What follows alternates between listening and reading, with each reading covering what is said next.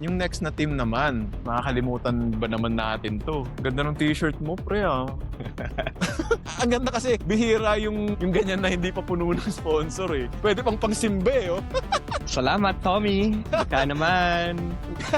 Baka naman, Tommy. Baka naman, Ha? Tommy. Pre, speaking of Cadillac, kumusta ang Bahrain testing ng Cadillac? Ano bang mabibigay mong grado sa kanila? Very good. Kasi lahat bago, di ba? Bago yung chassis. Kahit na ginagamit nila yung Ferrari, talagang bago yung lahat ng pag-set up, bago yung mga teams. Biruin mo, within 6 months, nakagawa sila ng isang Formula 1 team. Oo nga, eh. Di ba? And then during the shakedown and the testing, they kinda hit the ground running. Walang big signs ng ng pagka-newbie. Yun nga yung feedback ng mga commentators sa F1, sa Sky Sports na bakit parang hindi natin na-feel na baguhang team tong Cadillac team na to. Parang bilong na bilong agad, eh.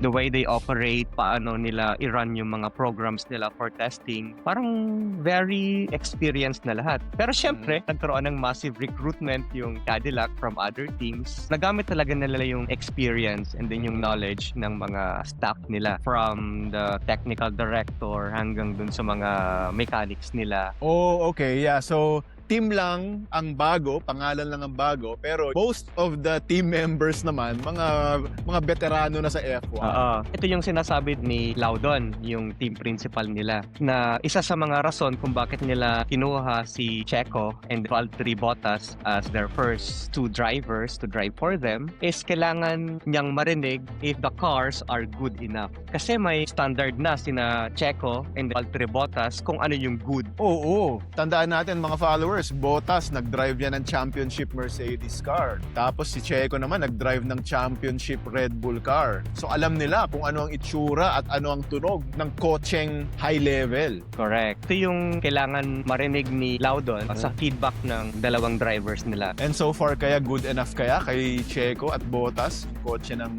Cadillac ngayon? So far, based on their program sa testing, maganda naman yung feedback ng dalawang drivers. Na-achieve nila yung goals nila for the Bahrain testing na talagang makita yung mga tinatawag nilang gremlins. Ano yun? Yung mga pwedeng mangyari. Okay. Yung mga sira, yung mga defective na mga sensors, Mhm. parang mga ganyan. Mga surprise problems under the Mga bed. surprise problems, yes. Or under the hood. Yes. Cadillac, ang pinaka-konting total laps from Feb 18 to Feb 20, naka 266 laps lang sila. Meron bang may notable bang reason yan? O normal lang yan? Normal lang naman to. Kasi during the second day, nagkaroon sila ng sensor problem. Buti nga, hindi power unit eh. Mm. Mas malala kasi kung power unit yung problema.